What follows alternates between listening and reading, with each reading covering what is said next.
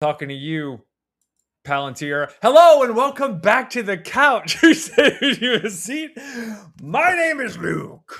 And I'm Emily, and you've made it. We've made it. After many episodes, we have made it to the finale of A Court of Silver Flames by Sarah J. Maas.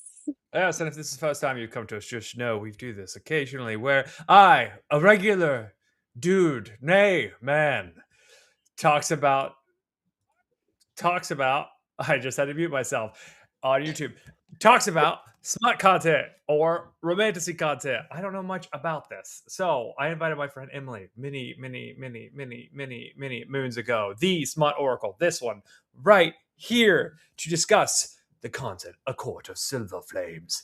And A Court of whatever. We've been doing this for a little while. Check her out on the Smut Oracle on Instagram, TikTok, and what have you. She's doing a lot of things, including a book club thing that I saw on the Facebook or something that I thought was really cool and really nice. And we're doing content on the kitchen couch. I assume there will be Spider-Man content coming this week. And we might be on a couch on the back of a truck outside of a theater. Okay. I'm not sure if that's going to happen. That seems kind of too much for us right now. Regardless, I'm going to kick it off to her so she can go over what happens in chapters 69 through 80, and we can talk about it. Come on, go ahead. Excellent. Well, we are covering 69 through the end, and we call this one Valkyries, Villains, and One Hell of a Finale. So these final chapters kick off with Cassian and Azriel finally making their move. Az manages to get Eris out. Cassian, not so lucky. Instead, Briallyn gets the jump on him with the crown, turning the greatest general in Prythian into a magical murder puppet. Meanwhile, atop Ramiel, the Valkyries are making their final push to the summit when Belius and 6 other Illyrian warriors start gaining on them way too fast. So Nesta makes the only choice she can. She sends Gwyn and Emerie to keep climbing and stays behind alone. What follows is honestly one of Nesta's most badass moments in the entire series. She holds off 6 warriors by herself, burning through every ounce of strength she has left before Belius finally reaches her. She's exhausted, bleeding, running on fumes, but she refuses to quit. Meanwhile, Gwyn and Emerie reach the summit of Ramiel, touch the stone, and become the first women in history to win the Blood Rite. Take that, Devlin. Back on the battlefield, Belius is about to finish Nesta when his throat opens. Thank you, Cassian. For one glorious second, everything is okay, until Nesta realizes Cassian is under the crown's control. He's fighting it with everything he has, desperately trying not to unalive her, but Briallyn's magic is winning. And honestly, that's one hell of a mating bond. Imagine loving someone so much that mind control still has to wrestle with your instincts. Luckily for everyone, Briallyn makes the classic villain mistake. She talks and talks and talks like she is a Bond villain, and long enough for dawn to break. The moment the sun rises, Nesta's powers return, and instead of a long dramatic duel, she simply unmakes Briallyn. Problem solved. Well, one of them anyway. Because before anyone can celebrate, the real emergency begins. Fey is in labor.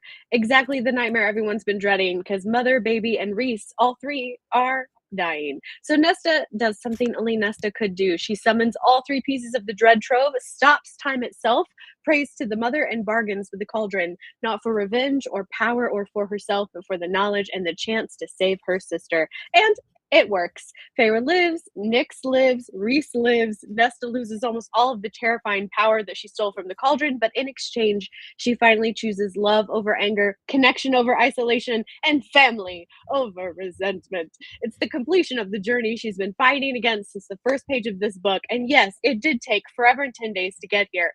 Of course, Sarah also leaves us with approximately 14 loose ends.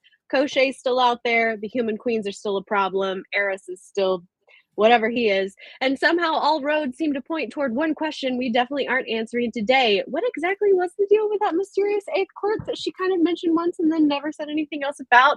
We'll just save that for another time. So these chapters are 3 Valkyries rewriting Illyrian history, Cassian proving mind control still isn't stronger than love, Briallyn delivering the world's worst ill-timed TED Talk, Nesta bargaining with gods to save the people she loves, and SJM reminding us that finishing one more just means it's time to start teasing the next one. So, Luke, are you ready? Yeah, no one comes to this kitchen couch for the food. Listen, Smut Oracle, we had no smut in this, and I'm angry. I'm so sorry. We had stuff to do. We had stuff to do. We were, I was out of breath. We were running. we were running, and not all the payoffs are great. Mm. Mm-hmm. Some were dog shit, actually. Um, at, I'll just let it happen. I'll just let it eat. Mm-hmm. Mm-hmm. Eris. Yep. I Yep. heard from so many people, including you. Man, I kind of like Eris at the end. You know, I do there's no like such Eris. thing as a victimless crime, Mm-hmm. and I'm like, I still don't care. That's So fair. he's useless. Still useless. Still, I'm so angry with Eris. I'm so angry because he's like, do you think we have time for me to tell you this story about more? And old dude's like, guess not. I'm like, buddy, yes you do. I've got time for this. I have time. Just say it out loud. I don't care. I Well, don't care. we have a whole other book that's coming out God, that made that me I'm mad. sure I'm we'll not gonna lie to finally you. like find something out I'm about. not gonna. No. That made me fucking mad. Um, the the fight between old girl Nesta and the soldiers, the MC'd soldiers, and then she's like overcoming whatever, but then she finally loses all her strength and then loses, and then Cassian shows up. But is it Cassian? Dun dun dun. Pretty shit writing. Pretty shit. That was shit writing. I hate that. I Heard. hate it. Okay. That was shit. That was garbage writing. I don't know why, or we were on some sort of like we need to tie this up immediately. Mm-hmm. This is an accomplished writer. There's way more. There are better options. It's like we talk about when you're like when politicians make polarizing decisions, and it's like, or we bring in empathy and we make better choices. Let's be thoughtful rather than reactionary. The ending feels reactionary. Somebody said, yo, this book can't be longer than 900 pages, and we got to tie it up. Mm-hmm. And I was like, very strong moments too, by the way. I didn't dislike the whole section. The fight choreography is written in such a way that it feels visceral. And I actually appreciate that a lot about SJM because it matches the intimacy. Mm-hmm. Which I think is really cool. If a guy were writing this, the intimacy wouldn't match the fight choreography in terms of, at least from my opinion. I'm wrong about a lot of things, but I didn't assume it. I was surprised at how the content and the intensity and the intimacy, it all kind of wove together. This brittle old queen is a horrendous villain. But you got to see Koschei for a second. For just a moment. Yeah, for just a minute. And I was like, Yeah. "Ooh, the villain we deserved all along. Where'd you go? Yeah. What you doing? But Where but you like been?" but like the best villain is the villain that was in the prison. Is Yeah, the best Lanthus. villain in this book. Lanthus is the best thing in Mhm. this book in terms of Mhm. anything I remotely agree. negative. And Yeah, I'm I agree. so irritated about that. Okay, let's talk about it. We had another like Dragon Ball Z moment where we got the 8 Dragon Balls together and we wish someone back to life. Let's talk about it. Oh. All right. I don't hate it. You were really like setting it up. So I definitely But thought that you were but I don't love it. okay. That's fair. I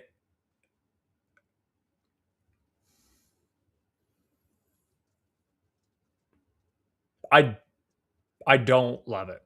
So You love it, but you in don't love it, but you love it. You just said it so 12 different ways. Pick one. I don't love it and I don't hate it. Okay. My issue, so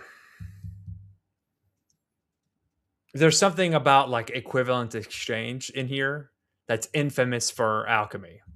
which Okay. is infamous for this kind of content, right? And magic is magic in a lot of fantasy is like you don't get to wield power without giving things up, and it's like that in Greek mythology. It's like that in a lot of stuff, Mhm. and her wielding the three dead troths and first summoning them was cool. I love that. Summoning them, then wielding them, and then hey, what's up, Jakes? Jake's takes join my TikTok. And summoning them, wielding them, cool. Mhm. But that's a shit bargain. Oh, well, but she didn't really want it. No, Like, she she didn't doesn't. want it to begin with. No, she. It's a shit bargain because she doesn't know what she wants. Mhm. So, Well, mm, like, her okay. character from here forward is less than useful in my mind. Well, Like, we don't know what happened because we don't know how much she retained. We know that she gave a lot of it back, but we don't I, know how much she retained. I, I am so irritated. Like, because there's so much more you can do with this character with this level of power Mhm, geopolitically, mhm. and taking that piece off the board is horrible writing. It's terrible. It's girl shit. I don't like it.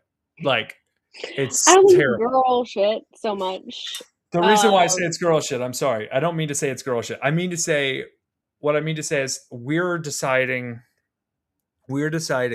that we're going to tie this up in a little bow and she's going to find peace in her moment and that's cute and good and fun. There's a better way to handle it and I mm, don't love it. I just don't. I don't know what the better way would have been. I'm not a writer. I'm not a great storyteller. mm. Orator, maybe. But uh boy, there was a lot in this that I was just like, ah, yeah, yeah. Yeah, Like this one is not my Nesta favorite. now Nesta not touching the stone, but the other two, I love that decision. Mhm, Actually, that's a good decision. That's that equivalent exchange reality effect, blah blah blah. Like um I didn't foresee that happening. I thought it was pretty cool. And but Cassian being drugged there and being the one who I was like, let her have one. Let her have this one. Like,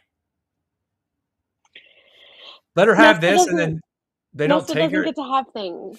She Don't we doesn't get know to. that? It's just, but what's if who cares about the rest of the book if she doesn't overcome this obstacle? If she doesn't She realize her did, power, and then because Cassian just shows up and she saves her, and you're just like, mm, okay, and then you're like, oh, well, but Cassian's she might be didn't. MC'd, She man, and you're just didn't. like, She didn't, though.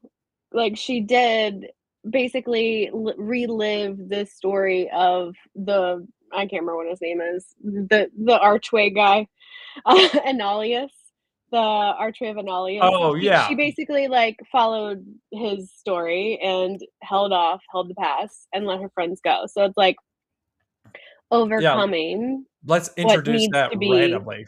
Let's introduce that no, randomly. it's It been just dude, they talked about it a lot. in Where this were book, you? Yeah, in this book, like, but this is a thick ass book, and they mentioned it like 4 times before this they mentioned it, happened. but they only really talked about it like once. They mentioned it a bunch of times. They mentioned it a lot, yeah. It's But they did just it was part of a lore dump. I'm listen, Mhm, boy, I mhm, was on the other side of you. I was like, you know what? Suspend disbelief. This is okay. We're different perspectives, so the characters will be different. That's totally fine. Let's get weird. And then we get to some of the stuff that happens here, and I was just like, I had to suspend my disbelief to get this resolution. Fuck you. mm. Yeah, yeah. So, Okay, so and I'm not saying that to be rude. I'm literally saying that to be like, if this could have been way this could have been way better. We could have gotten really, really weird with this. I would not have liked Feyre or Rhys to die, by the way. So, No. just so that we're on the No. same, I would have liked Rhys to die. Let's not get weird about it. Get rid of that No. cat. Get rid of What that are cat. you? Get out of here, sir. That would have been fine with me. Like, it would have been fine if the powers were like, we can save one but not the other, and it broke the bargain, and it made it like Feyre lives with the child and Rhys's, and Cassian lives in mourning for thinking that Nesta could have saved him. Like, that would have been a much cooler way about going like this. You could use the Dragon Balls to wish back Rhys, I guess. But anyway, sorry. The Dragon Balls. We they do the life-saving thing all the time in these stories. What I'll say is, I agree, and I do feel like if there is no death, there's no stakes sometimes. But I think SJM doesn't really kill off people in her series. She did back in the day, like in Throne of Glass. R.I.P. Sam Cortland. But I think like she had such a strong reaction to that from people that she's like, okay, I won't kill him off anymore. Like, she is no Rebecca Yarros. R.I.P. Liam. Yeah. Rebecca, listen, Rebecca, we love you, Rebecca Yarros. But like, I have no idea who that is. Sorry, we'll get to it. And I hope you eventually, I hope you do eventually read it, and then you'll cry, and I will be there to hold your hand. It's fine. I need it. Rebecca Yarros is not afraid to kill off people in her series, and in a way, while it does rip you to shreds, it does actually make the action and the stuff that happens, in my opinion, more important, because no one is safe. Versus in these situations, like you said, we've already been dead and brought back to life so many times at this point, that every time you get close to it, you're like, okay, but what's magically gonna happen to make sure that everyone's fine? And I was thinking about that throughout all half of this trap. Like how are we gonna manage this? Is it gonna be this? Is it gonna be that? I just would have I don't know. Yeah. But I like if someone's gonna die, like make it give it value. Like make the death should be tragic. But the consequence should be not just justified, but overtly valuable to the story moving forward. It can't just be like, oh, this happened and we're having a funeral and people are going to grieve for a day and then we're moving on, like in Game of Thrones or whatever. It needs to have some consequence. And I just there were some really cool parts. Like I said, I love the end chapter. I loved how it's written, where they go up to the gravesite and they talk, and she has a moment with the dad. Like, that's phenomenal follow through from the end of the third book through the blue book into this one. I think that's great. Almost all of Cassian's dialogue is good. It's good dialogue, especially when he's MC'd. Mind controlled. Sorry, thank you, World of Warcraft. You have these items, these uber super items that are just kind of now floating in the ether that are the Night Court just has dominion over. So not to mention the swords, and we mentioned the other swords. We mentioned other swords, but we're there's no follow through on that. I don't, anyway, what do you want to do? Not yet. So a couple of different things. Just going back, I didn't highlight a whole lot because and we've already covered so much of it. But we had Eris was mind controlled. And then we show up and there's a little situation, and basically they figure out that he's mind controlled via saying oh yes, all that old business with the Morrigan, and he doesn't call her that, and so people are like, that was actually cool. Yeah, I appreciate that. So that happened, and that's when he was like, let him go, Briallyn. So that's when we knew what was up. But at the same time, I'm like, at that point, why didn't you run away? Cassian is, and I get, and they mention, oh, he's super distracted. Oh, he's super distracted because of Nesta and all the things. But really and truly, he's the general of the Night Court. All of Mhm. the Illyrian warriors. He's like the biggest, baddest of all of them, and this is why. So, Liz Liz is there. She's with us tonight, so you can say Liz, hello to Liz. thank you for liking my posts on Instagram or Threads, whichever one it was. Thank you. So Liz is always like, "Why do you always refer to Cassian and say that he is dumb as a box of hair?" This book is why he is dumb as a box of hair, because he is not acting in character. He also is making really stupid mistakes. And while I will give him, oh, he's really upset because his mates, blah, blah, blah, blah, blah, like he acts like a dipshit this entire book. This is why I think he's dumb. And I love him. He's so sweet. Like, what a Yeah. sweetheart of a guy. What a just golden retriever, A plus for character. But for smarts, like he's smarter than this. And this is why I think he's an idiot. So Yeah. there you go. I kind of disagree. I kind of agree. Like, I have to give that Agree some or thought. disagree?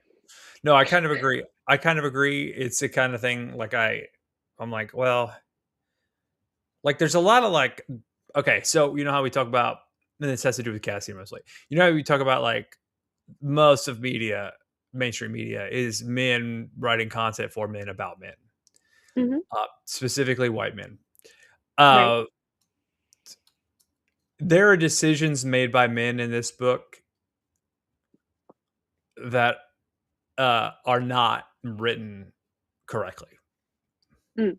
And I think some of the stuff you're mentioning is that Hmm. because a hard I can because see that. there are levels. A hardened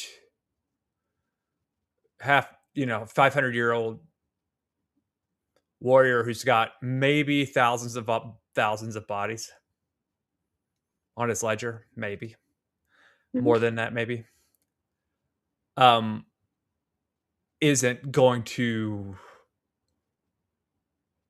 think short term ever. Hmm. Like there Mm. is no short term. It doesn't even matter. Right. So like while I understand this is his mate and there's some immediacy happening on the other side of the world, at no point in his life does he think short term. He's an Mm. immortal. He has Mm. the time.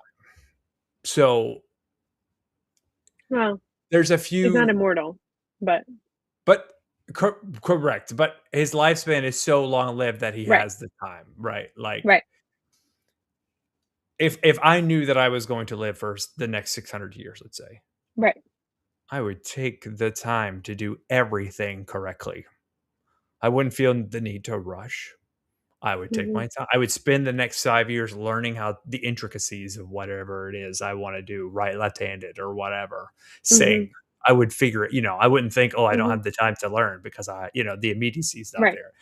And so there's like a lot of logic in men writing men for men decisions that is missing here.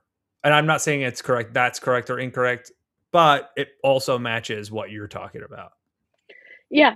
I mean, I can agree in some of those situations. I don't think that I think part of the reason why I don't like it is because it is much more of an emotional response and reaction than what I think is appropriate for what he would do as a male and as a general.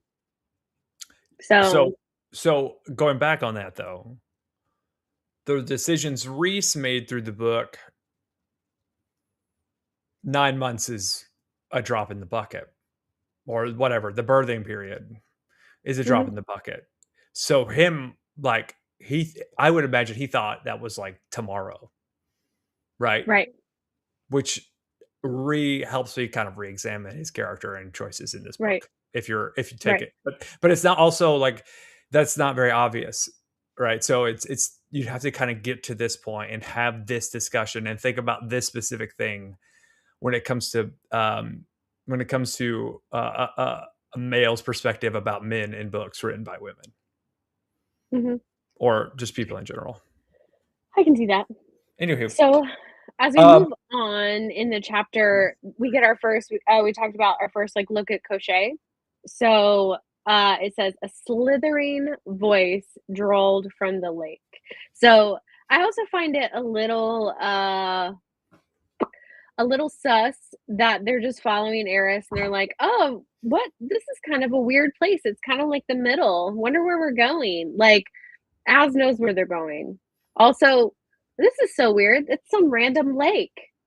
Bitch, we've been talking about Koschei being in a lake this whole damn time. Like, if why are all of a sudden Azriel and Cassian acting stupid? it's so stupid. It's anyway, so that's that.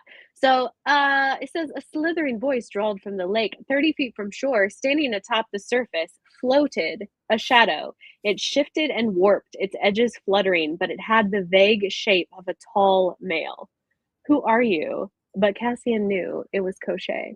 So that's kind of, he's like a shadowy, weird guy. Yeah, I think mean, he yeah. has a similar aura to Azriel, but it just covers his body. Hmm. That's how I Well, read it. That's how I I read it. Like he's got like an actual definitely, dark aura. yeah, like over like the last 2 weeks, I watched The Swan Princess with Katie for the first time with my 4-year-old, So jealous. which is like one of my favorite movies as a child. And it's basically Swan Lake. It's basically this story, except instead of a firebird, Odette is a swan, and that's what I wanted. I wanted it to be like I don't know, like I don't want it to be like a weird shadowy weirdness. I want it to be more of like I don't know, like a sexy villain. Not that Yeah, the guy in Swan Princess is sexy, but you know what I mean. yeah. I was thinking Like like, charismatic. Not we've well, not really had okay, we've I guess Amarantha, you did fall hard for our girl Amarantha. All right. the You King of fell Hybern is hard. very charismatic.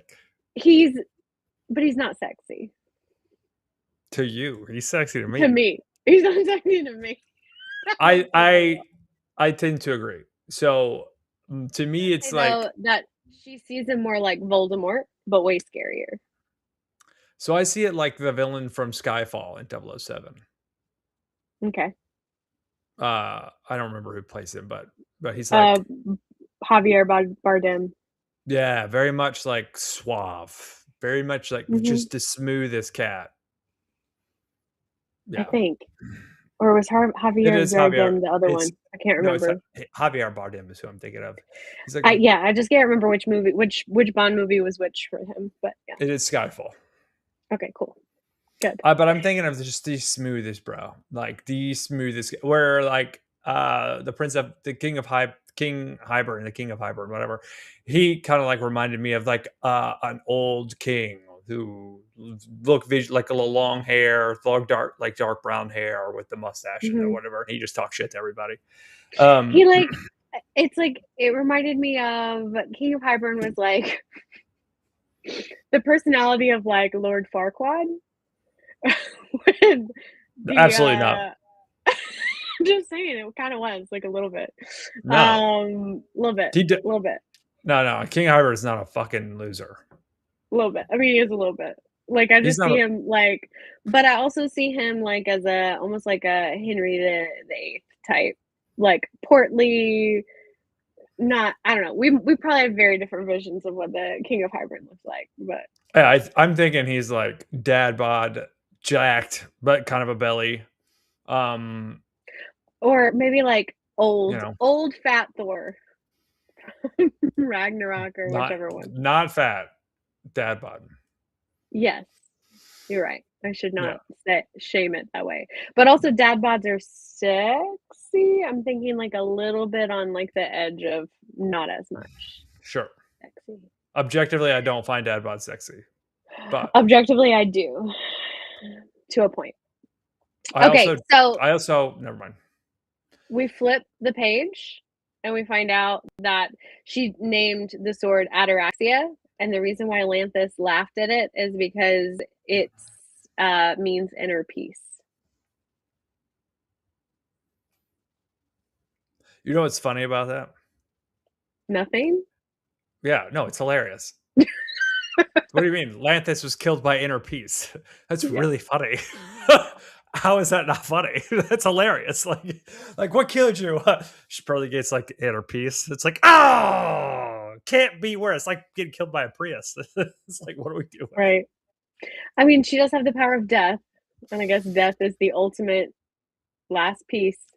Seriously, inner peace is Yeah. so hilarious. It's like when I named my character Louis Vuitton in World of Warcraft very early on. Yeah, my in 2000. That's why they call me Louis. Did you not know that? My No. people call me Louis because I named my character in 2005 Louis Vuitton because my brother and I thought it would be so funny for the text at the top of the screen to say you were killed by Louis Vuitton. and Wow. it just stuck. And it really came from French class where I had to pick an L name that was French, Mhm. and I Right. couldn't pick Luc, Luc, and so I picked No? Louis. Yeah, they wouldn't let me. Louis. They wouldn't I let picked you do it? Louis. I L-U-C? picked yeah, they wouldn't let me do it. So I picked Louis, Oh. and then, a year or 2 later, I was like, "Oh my god, being killed by Louis Vuitton is so funny to me, and you can just call me Louis like they did in French class." I love French class. They're cool. And so for years and years and years, they call me Louis. And now when I'm working with my brothers and dad, when I'm working with them or playing video games or whatever, when we're, communicating together to accomplish something. They call me Louis and not Luke, and then they call me Luke in every other facet. That's adorable. I love It that is bit really of cool. family lore for you. That's It's pretty adorable. cool. It's pretty cool. I'm surprised it The doesn't bother my mom, but Oh, no, I'm sure. I mean, Jenny's cool with it. Jenny's cool with anything. The only, like, cute nickname family lore I have is I'm an elder millennial girl, so I desperately wanted to be a Spice Girl. And so my dad, being hilarious, was like, "Yeah, okay. Well, you can be a Spice Girl. We'll just start calling you Nutmeg." Nutmeg is a phenomenal. It's phenomenal. So I'll just call you that Meg for was short. I'll just call you Meg for short. not great. Nutmeg is phenomenal. What do you mean? Nutmeg is so great. Seriously, Dad's funny. He's a funny guy. What can we say? Nutmeg is a good Um, one. so Koschei says, the being stood atop the lake that was a shadow. It must be a reflection. Cassian thought smoke and mirrors. He says, I spent so many months preparing for you, and you don't even wish to speak to me. So I was like, that I highlighted it because that was the only line that happened that I was like, oh, nice. We're getting like a villain line for Luke, Sure, finally. Like a it's villain okay. line. It was okay. I spent I so many need. months preparing for you. You didn't even wish to speak to me. And then It's again, you fell it's for it just rather easily, though you took your time making contact. he strikes me as like Brad Pitt eating an apple. Like Yeah, kind of. I spent so much time looking for me. He didn't have anything to say. You know what I mean? It's just like Yeah. whatever. Tell my Vasa I'm waiting. Oh, it's like he's kind of like, ugh, gross. Ugh, gross. He's like oily, like, He's ugh. also like not maybe a villain. He's set up to be for sure. He's supposed to be the big baddie, throughout the whole Um, thing. So do, is he like I was behind the King of Hybern? I was like, yeah, like is that what we're gonna find out? It's like I was behind everything. I was the end all I be think all of so. everything. The great war ended because I decided it was over. Yeah, I The, kind of think so. It's the how he they're was setting it up. he was the leader of the great hunt. Yeah. I'm gonna be honest though, like I don't super know where we're going from here. So we know that she's teasing a betrayal. Of so SJM says like basically a big betrayal is going to happen in the next book. So he is yes, he's one of the old gods. He's a death god. Liz is in the chat. Oh, Jasmine's here. Hey, Jasmine. Hey, Um, Jasmine. so yeah, so he is one of the big baddies. He's one of the only remaining old gods that are left because we killed off Striga and the Bone Carver. So he's the third Atlantis. sibling in Lanthus. Yeah. So we don't really have a lot of the big old baddies left, except for Koschei. He is kind of set up to be the big problem moving forward. You know what I think we're going to end up doing? We're going to imprison somebody we care about. Are we going to imprison somebody we care about? He's already got Vasa. No. I mean, we're going to put somebody we care about in prison. Are we? Yeah, why not? The prison has been the prison's been the focal point of 3 books. Hit it. Is Moore going to betray us? Is it going to be Moore? Because we've done a lot of shitty things to Moore over the last book and a half. Moore is not all she seems. And for her to have her power be the truth, bitch does not tell the truth. I do not want you calling my Moore a bitch. So sorry. I just meant it like in the bitch with the small b. Like I'm pretty sure I've done that. I'm sorry. I'm sure I've done that. I'm sorry. I was trying to play my character. I was trying to be my character online. I know you love her. And that's also why I'm like, oh, I think it might be Moore. So cool. I know, but would she be even cooler as a villain? She's legit the only person who could be a villain in the series. So you might be honest. Did you read a sneak peek? No. Do you know what happens in Spider-Man? Did you read that too? I did. I spoil everything. No. Spoil food. You spoil. No. I have not. I just know that there's in a social media post, Sarah J. Maas herself teased a betrayal that would happen in the next book. She also was posting from up north, was talking, and where has Moore been this whole time? She mentioned, and SJM made a point to say that she's been spending a lot of time up north writing the next book. Moore has been spending all of this time in Valahan up north trying to convince them to join the cause. We have no idea what she's been up to, where she's been, what she's doing. But what's the cause now? Well, she's supposed to be getting allies together because of this war that everybody's supposed to be ponying up for. Yeah, but who were they fighting? They don't even know.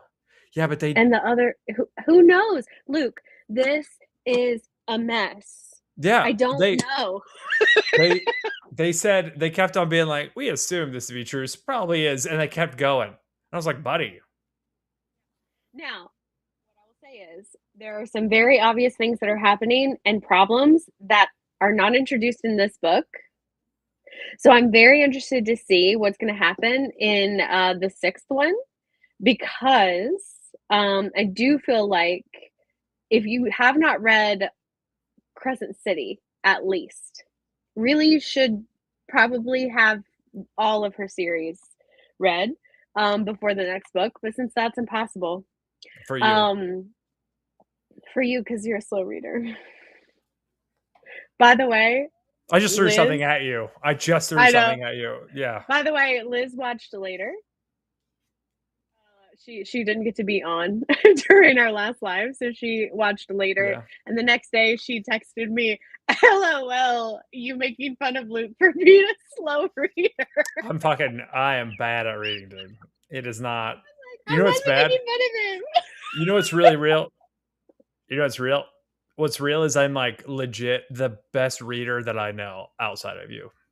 I read really, really, really well compared to what I used to read, and I read better than most people that I know. Well, having read how many books in your lifetime? 27? 30? I think I'm up to 25 or 26. No, wait, hold on. No, I'm getting closer to 40. Yeah, I think I'm close to 40. And I'm just going to repeat what you said. I am the best reader of anyone that I know outside of you, Emily, and you, Fred. No, I'm a pretty good reader at this point, compared to where I used to be. Are you talking about reading comprehension or just sheer volume of books? I'm not really sure what the... No, reading comprehension. My sheer volume of books is garbage. But I've also read other things that aren't books a lot. Yeah, of course. Screenplays. I was gonna say when I played World of Warcraft, where you have to type out everything and there is no talking, so you read RPG, for sure, yeah, all the time. Final Fantasy VIII, hell of a read. Final Fantasy VII, hell of a read. No, I mean, Like, I Liz is could saying not. that she's giving you major cred. She says he's beating 60% of the US population. Like, Yeah, you're listen doing to a great me. job. I I used to hate read-throughs at Mhm. yeah, because I was just like, but then, Mhm. and now it's like I'm a Yeah. dog. Yeah, I'm Yeah. one of the ones. I'm one of the ones who shows up who's not concerned about reading at a read-through. No. Well, most people don't need to be. But Liz is saying that she says, yeah, it's going to be War of the Worlds. I agree. I agree. I think ACOTAR 6 and 7 are going to have a lot of crossover moments from the other series. So I might need to give you a real quick down and dirty breakdown of some things that happen that you're going to need to know about. Not today, not now, but that might need to be an episode that happens before the next book comes out. I would love to do a predictions episode Mhm. because sans me reading the other books so that we can Mhm. compare and contrast. Mhm. Because like I've got like ideas that are from this novel that Mhm. have a lot of they're real juicy. Like not the ideas themselves, but like the Yeah. content's real juicy. Mhm. Um How do you feel about if I assigned you some homework, which was to watch a podcast episode of two women tell you everything you need to know about Crescent City let's do it. before this book comes out? I probably do it on my I probably do it on my flight to North Carolina tomorrow evening. Cool. I don't know if it's out yet. I Well, don't know okay, if then they're soonish. I have what I'm yeah, saying is I have time. they're teasing it, so I don't know if it is already out or if it's coming out, like, within the next month, but Fantasy Fangirls, just for anybody else on TikTok that's watching and wants to know, or the YouTube repeats, Fantasy Fangirls podcast does a deep dive into all these series, but they are putting together some special episodes for folks that are not gonna have time to read through all of Throne of Glass or all of Crescent City before the next book comes out, but needs to know enough about what's going on in there to be able to understand through the next books. So I'll look and see when it's supposed to come out and publish, and I'll send it your way, Luke. But I Please. do think you should, and they're real fun. They're younger ladies. They're about I think they're my age, and they're two Our sisters, two blonde our sisters. age. They're our age. We can say our Yeah, here. I mean you're a little older than me, but yeah, Not as wise.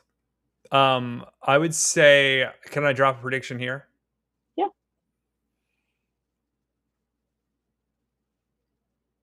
Is it going to be about Reese? Because we already know about that. It was going to be about Reese. You still being the drum that he's a villain. It's tough. Like the visuals are astounding that he's not a because good guy. because of Like the thing in the pocket. because the thing in the pocket, because of the visual, like oh, they are big black armored black creatures with black powers. Like that Hmm. is the villain in legit Hmm. every mainstream fantasy thing. So if they're not, fine, whatever, we can live with that. They bring up in chapter 30 something, I think 20 something, 30 something in this book about, hey, you could take the death thrones and become the king of the world. And then they bring up the king of the world had this sword that we lost. And so, like, there's a king of the world situation on the brink of being a part of something. Hmm. Um, there are these death troves, and if you are a necromancer in this world, you're coming back with the largest force in the history of time. Well, that was what Nesta could have been. We don't know Well, what's going on with her now. and those powers are still manageable and out there. Hmm. Um, Liz says every villain thinks that they are in the right. We are all the hero in our own story, I don't know how true that is, but I am the hero in my story. and And you're a villain in someone else's. whenever I had played villains, yeah, for sure, fuck them too. Whenever whenever I played the villain on stage, Hmm. um, Can I it just makes me say? yeah. Can I just say? You're the only time that I have felt bad for Judd. in Oklahoma. You did an exceptional job playing Judd in Yo, Oklahoma. You're the let's talk only about this. person I have ever seen play the role in a way that didn't make me get the ick and go, no, he's the worst. I actually felt bad for you. So, like, good job. Yeah. I was a terrible actor at the time too. So that's big praise, and I appreciate you. Every time I played a villain role, and it is my role because I'm a big, obviously straight white guy who can sing tenor. So put him as the villain.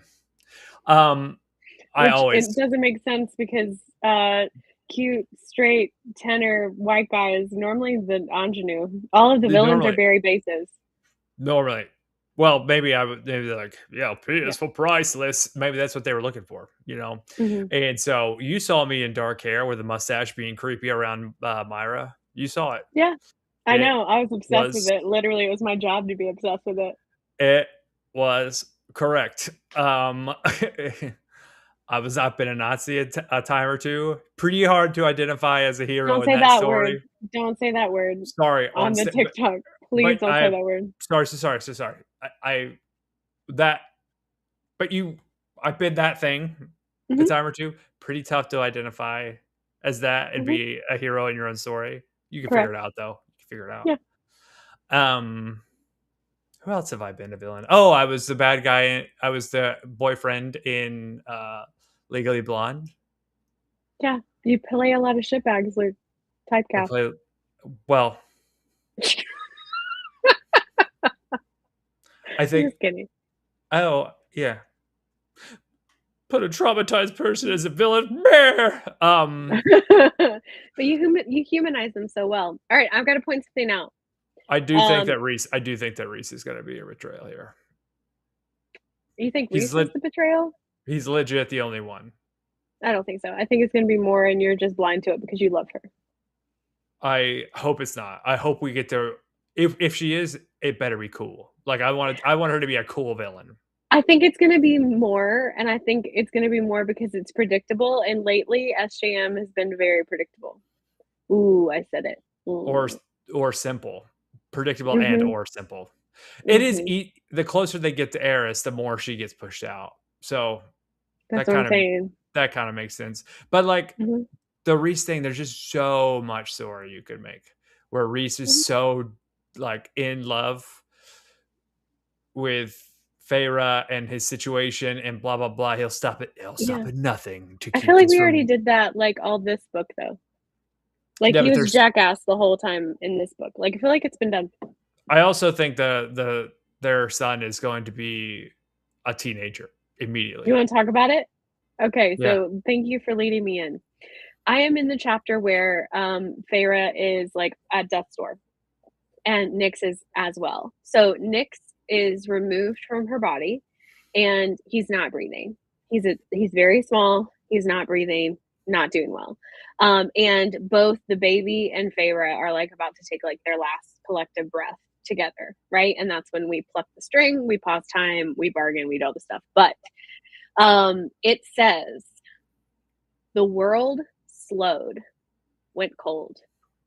There was the silent too small babe in Moore's arms. There was Feyre sliced open and bleeding out on the bed. There was Rhysand screaming as if his soul were being shredded. The Cassian and Azriel were there, hauling him away from the bed as Madja tried to save Feyre. But death hovered nearby. Nesta felt it, saw it. A shadow thicker and more permanent than any of Azriel's. So, you would not know this, but something that is very important in all of her series is when a major power dies in an SJM series, the world slows. There's like a moment where the whole world just collectively pauses and Hmm. time gets slowed. So it was about to happen when Nyx died. So that leads me to believe that Nyx is a big baddie at some point. Maybe not baddie, but power. Nyx may be more powerful than any of them combined. Yeah. Yeah.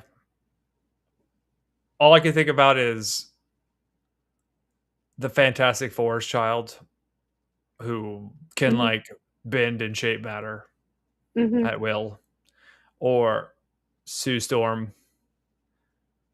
That is the Fantastic Four child. Or Cyclops and Jean's son, who's unbelievably superpowered. Mhm. I can't Or believe this is literally the second conversation I've had about Jean. Cyclops this Jean. week. Oh, Jean. Um, Liz says maybe he'll be like the Incredibles baby, Jack Jack. or like the Incredibles, Like maybe Jack Jack.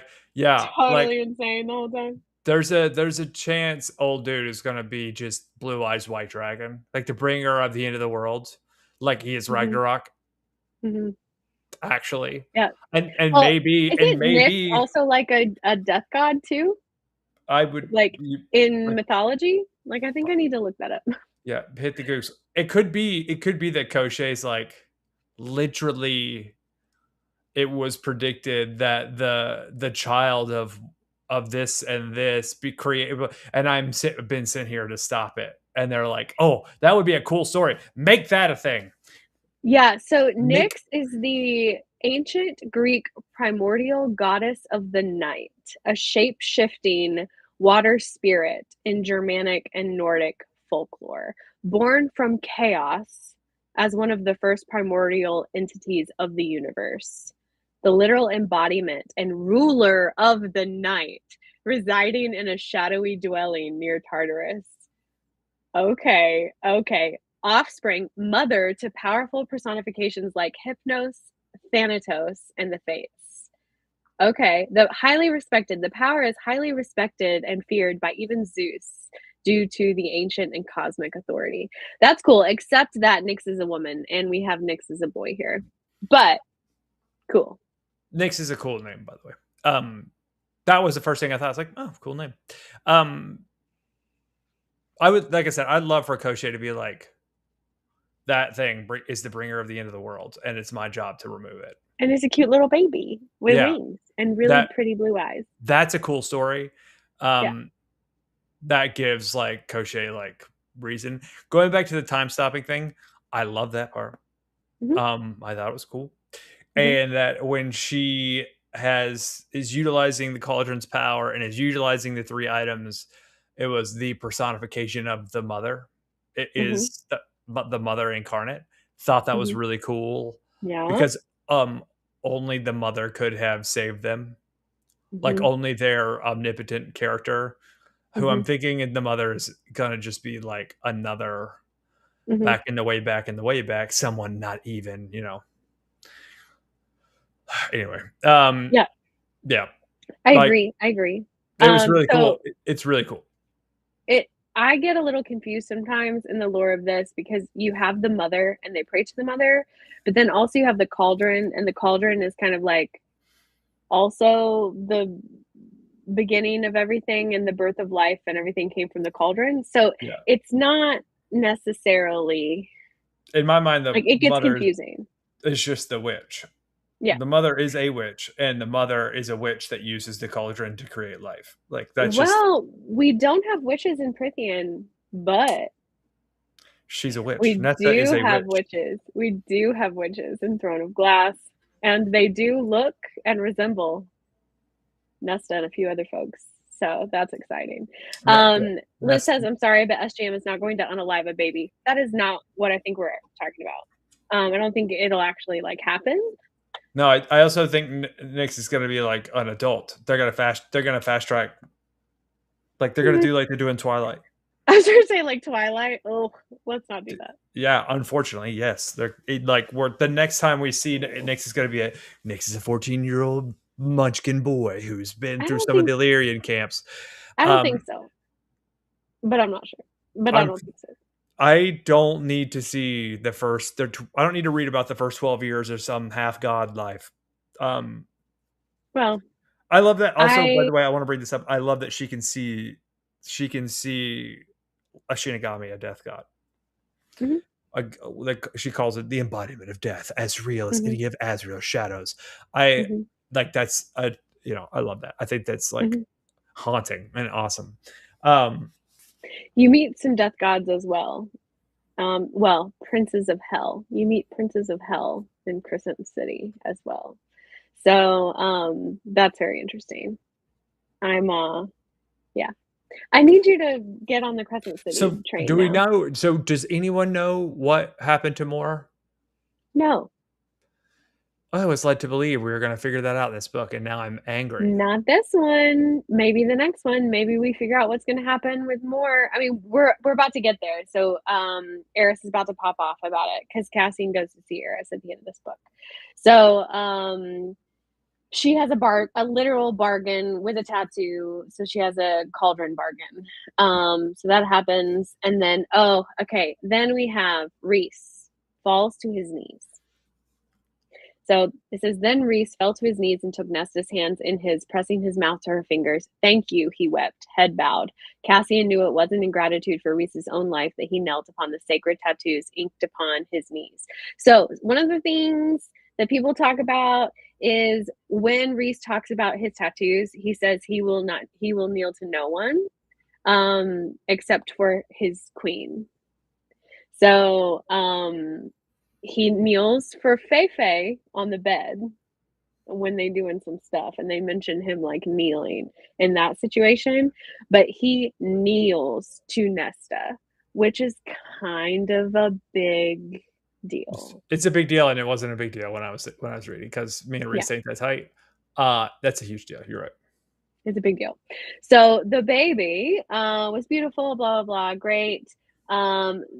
Then Nesta, in the bargain, she was like, by the way, I really am most interested in saving FEYRE'S life and this sweet little baby, but also if you could, fix my lady part so I can bear a child for this hunk of a man and we don't have to conveniently talk about this ever again, that would be great. And it's magically very conveniently happens for her. Yeah, which I appreciate. Like, great, now we never have to talk about it again. If we're gonna take story shortcuts, this is the one. Right. Yeah. So that happens. Don't take shortcuts other places. Take this one. Yeah. Okay, so we go to see Eris, and it's like, are we going to? Oh, hey, Melissa. Melissa's in the chat now. What up, girl? What up, dude? So says, okay, so what happened? Says you left her. Okay, it still matters because it doesn't add up. Cassian's talking to Eris.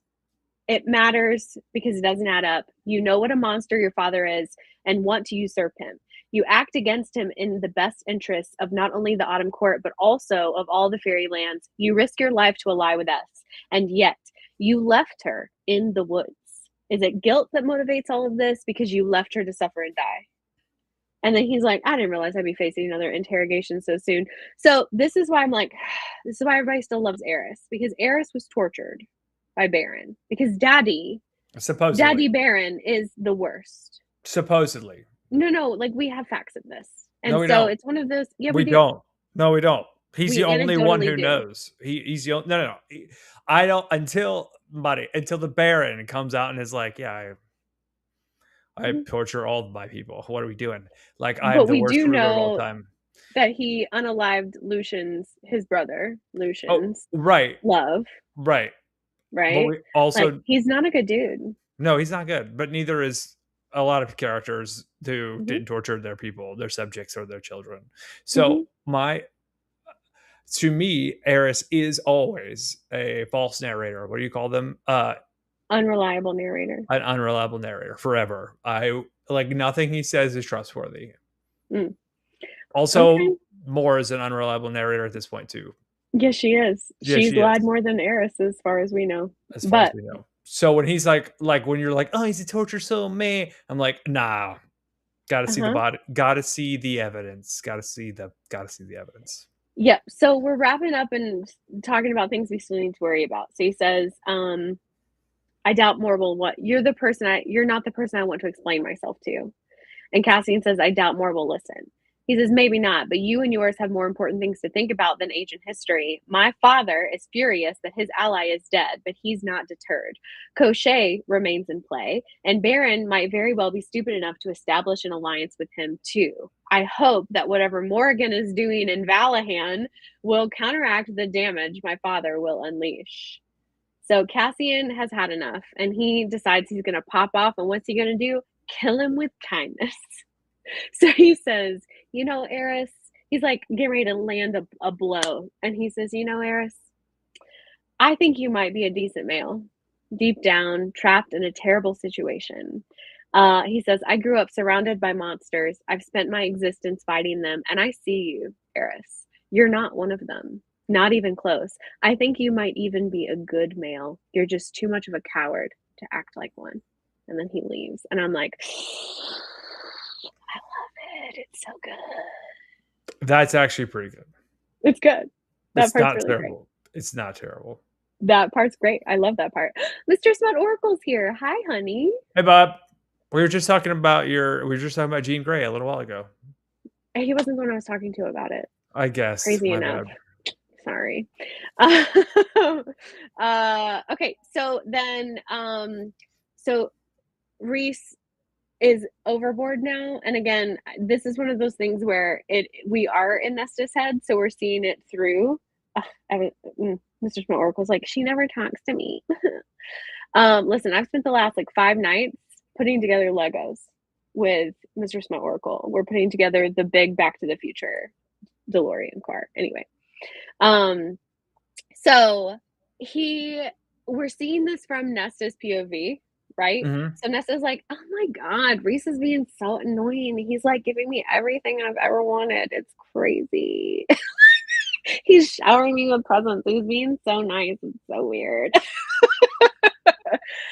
Is he really doing that? Hard to know because we're in Nesta's POV. I doubt he's being that insane. Wait, so hold on. You think she's an unreliable narrator, but yes. Eris isn't. I didn't say Eris is not an unreliable narrator. Eris can be trusted literally nowhere. I'm fine. I don't need to trust him. I just, I'm what they say. Keep your friends close and your enemies closer. Look, I think it's keep cute. Him real close. It's really cute that she's getting the just rewards for the decisions she's making. So I think that's kind of okay. He's giving her everything, showering her with gifts and jewelry and all the things. And then he gives them, her and Cassian, which I think is awesome. This is the one thing that I do think is really cool. As a wedding present. He gives them a mating present. He gives them the House of Wind. Okay, yeah. Great. That part's cool. Pretty cool. I love it. I would love for her to know how to winnow. I mean, that would be cool. If we had what did he gift her? He taught her how to winnow. So now she can winnow and shit. Yeah, but not everybody can. Right, but we're in fantasy land. We could just teach people random shit. No, we can't. Or don't you think we would have taught Cassian how to do it? What I'm saying is we're just making up stuff right here. Yeah, in some ways, for sure. But so it's hey, she still has enough power of the mother to be able to winnow. So she now knows how to winnow. She didn't break all of the rules of the world that she set up. Okay. She did bend quite a few. And I don't love the overall quality. So now that that's basically the end. Basically. Liz says, Luke is always harping on rules. I'm not that guy. I just you get to a point where you're just oh yeah, we can just get the Dragon Balls together and wish someone back to life, Yeah. Or what is my favorite rule break in all time? Fantasy rule break. There's some Harry Potter ones that are crazy. Yeah. The invisibility cloak is wild. Anyway, go ahead. Mm-hmm. I mean, I enjoy the Polyjuice potion quite a lot, but anyway, that one's okay. This one. So we finished it. So what are you giving it on a star rating, if you have 0 to 5 stars, 0 obviously being the worst, and 5 stars being the best, what are we rating A Court of Silver Flames? By Sarah Louis? J. Maas. I will give it a 3. A 3. So what does a Maybe a 3? 2. Like a low, Ooh, 2. I wish I could give it a 2.5, to be honest with you. I don't. Okay, so now you must defend your star ratings. What does that mean to you? What does like a 3-star read mean? Like in like one sentence. I would recommend this book to other fans of Sarah J. Maas. Okay. I would So not recommend. caveat. I would not recommend this to. Oh, and romantasy. I would not recommend this to other people. Okay.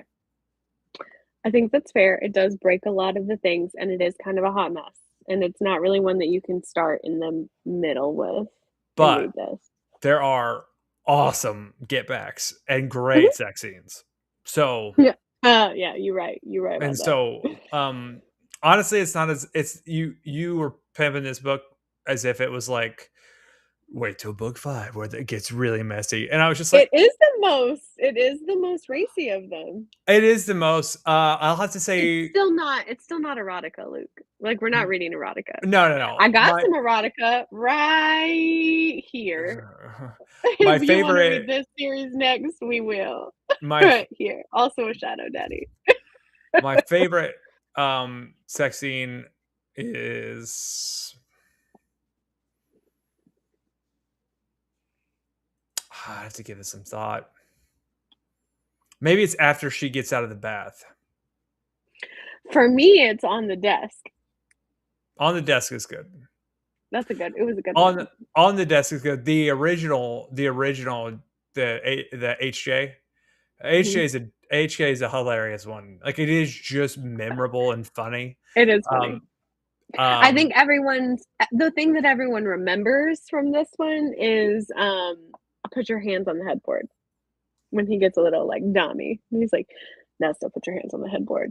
yeah, That's what people think. Melissa says that the desk also has her vote it's a good one. in the It's a comments. good one. It is a good one. I like the rebuttal to the HJ. Yeah, when he's like, I'm here to you took care of me and you didn't allow me to return the favor, so I'm here to I owe you a debt. I owe you a debt is a sexy way to start something. Just Yeah. FYI. Um, Mr. Smut Oracle, if you're still on here, yeah. hands down, I owe you a debt. That's a good one. I'll have to remember that. One of my and then when they do they do this in this book or am I just imagining it? When they do 69 in this book and she's just like, I don't know what that is, but I love it. That's this one, yeah. Yeah, That's this one. that's Yeah. hilarious. Yeah. What's the rebuttal to the I have a debt I have to repay. Oh, right, she at the dining room. Yeah. And then Azriel walks in and is like, I have to eat here. Like, Yeah. please. Yeah. So anyway, there's better. It's like it gets better. It's still not erotica, but it is spicier for this type of thing. Yeah, yeah. Yeah.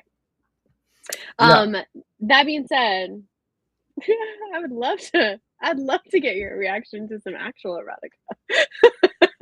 Is it good storytelling or is it just like trashy sex novel? It depends. There's a little bit of everything. Because Depends going on back to the what you're star, reading it for. going back to the star rating, not terrible storytelling, pretty solid storytelling in this book, Mhm. and the lore is not trash. It's Mhm. pretty cool, and there's a lot of Yeah. like Easter eggs for future content if she was to write more content. So, I Well, she did write more content. no, but So I mean, but not more content on this. On like, oh, there's mhm. a secret sword or 2 secret Mhm. swords floating out Mhm. there somewhere, and you There's have a the lot of loops that haven't been closed yet. yeah. And what I'm saying is like, but it's not overwhelming, right? Right. Like it's Well, not gonna keep you up at night. when I finished reading this the first time, I was like, okay, well, if it doesn't continue, I don't think I'd be heartbroken about it. Like, I got everything wrapped up that I wanted to get wrapped up. That's kind of how I feel too. Yep. I would be okay with Nesta and Cassian going out after this. I Going don't need them out. being done, being unalived. Oh yeah. Being being what? Unalived. Why? I don't see any more character growth happening from these two characters. No, I don't think so. But I also just don't need them to be same thing as like Feyre and Rhys. Like they were not the main point of this novel. They can still hang out and be there. But I don't need Nesta and Cassian's POV anymore. I I think got it Feyre and all. Reese have a lot of character to grow on. My thing Sure. about this one is like, or I'm good. Like I don't need to see Ness as a mother. I don't care. I don't need to No. see Cassian as a dad. I don't care. I would like to see Azriel on a revenge tour, like an actual one Mm. where there's a a unaliving in the family and Azriel's like a scorched earth. I mean, That would okay, be dope. listen. Like write that. Az is the torturer, right? Like he does all of the torturing. Mhm. And like that is a side of him we never ever ever ever ever see. I kind of am ready to see it. Like I'm kind of Yeah. ready to see him like fuck some people up. Yeah, yeah. I was thinking I don't just want to hear about it. Like I kind of want to watch it. I want to watch him break somebody. like I Maybe I want just read too much dark romance, but like I'm ready to see him break someone. I would love to see him like for a race to be like go get him. Like I'm mad too. I've got things I got to take care of. I need to find a leader for my army. You have one mission. Go get him. I don't care how many you take. On your way. Go get him. I mean that would just be the like give him the dagger. Let him have the stringed instrument so he could pluck time and just like Oh jump. no, he can't do that. Okay, well let him do whatever. Like give him every resource you've got and let him Yeah. just do like shadow clones, which is Mm. something you know what I'm talking about. But No, but I can understand like what that let's is based like on what you yeah, yeah. Like if it sounds like it's very onomatopoetic. it's more like his shadows can do the same things he can, except for they're not tangible. Yeah, again, that's Yeah, exactly what I assumed, yes. fair. Because like the best scene in book three, the best scene Mhm. in book three is when Feyre and Azriel go and save oh girl, what's her face? Elaine, Elaine. It is the best scene in yeah. that book. Um, I do like that. I also do love book 2. Or no, that's book 3. Careful how you speak about my high lady. oh yeah. Careful how you speak about my high lady. I'm like, yes, Azriel. I'm ready for an Azriel POV. Because he's in this one, he's funny. It's weird. Mhm, It's like he says some funny stuff. It's kind of strange. mhm. But I'm yeah, also ready to see what's going on with Lucy. It's been a minute since we've been around Lucy. I want to know what's going on with Lucy and Vasa. I don't care about Lucy. Now, I I would do. I love love for Lucy. Lucy to get a new eye from old girl that has like extra dimensional cool stuff. Oh yeah, like the cool scientist in Helion Squirt. Yeah, yeah, like it can pick up on things faster than what the Mhm, regular eye can pick up on. Like mhm, he's got like an actual ocular power that only he mhm, can mhm. have. That would be kind of cool. Um, Speaking uh, of Cyclops, yeah, it it would be cool to finally see what happens in the Spring Court yeah. because There's a lot of people who say now for redemption arc for Tamlin, I don't think he needs one. I don't care.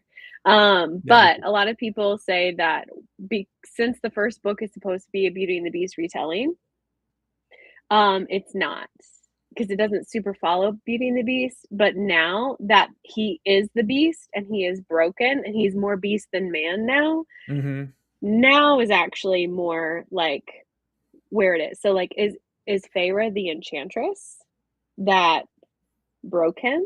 yes, I think so too. yeah. I But we'll see. I don't know. They make a lot of references to younger sister looking good in that environment. in the spring court Spring environment. Yeah. flowers. All she loves to do is do not a retelling inspired by. Yes, thank you. Like they talk about Lucian. I thought Luke was the one that was always harping on the rules. Yes, I say not a retelling inspired by. Yes. Inspired by. Yes, I say. Yes. The Lucy becoming the High Lord of Spring, I think is something I heard someone say tangentially, and taking on that role with old girl being his bride. Sure. Yeah, I don't know. A lot of people are all about this triangle between like Lucian and well, I guess it's like a square. Lucian, Vasa, Elaine, and Azriel. Oh, Mhm. and we talk about our Valkyrie chick who's like, Oh, and Gwyn, Azriel yeah. can get it. Yeah, Gwen's like, Azriel, you can get it if you want. Yeah. Yeah, there's Gwynreal. Gwynreal or Aswin. I like Gwynreal. Gwynreal is pretty cute. Gwynreal. I'm actually for Gwynreal because Gwyn is I am essentially too. like the good version of Ianthe. Like they're like the opposite. Yeah. I think that there is more evidence to support that Gwyn and Azriel are mates. I know there by are the way, people who really love Az and Elaine. I hate it. I don't like it. It's sloppy and lazy. I hope it doesn't happen. I hope that Gwyn gets better because she got done dirty at the end of this book too, and that makes me a little bit mad. She hurt her ankle, man, and it's like, ugh. Like let her be a thing. Let her be a strong character. What are we doing? She gets done dirtier than you know. We got to get you one of the bonus chapters so you can read what happens There's between bonus chapters. Yeah, there's bonus chapters that get printed in certain editions of the books. Yeah. What happens? I mean, I can give it to you, but basically, like, the down and dirty. Do you want me to tell you, or do you want to read it? Yeah, hit it. I don't care. Okay, so in a bonus chapter, we're at the solstice, and Azriel buys Elaine a necklace, and he is about to go and give it to her, and Rhys is like, "What are you doing? Stop it, buddy. That's not for you."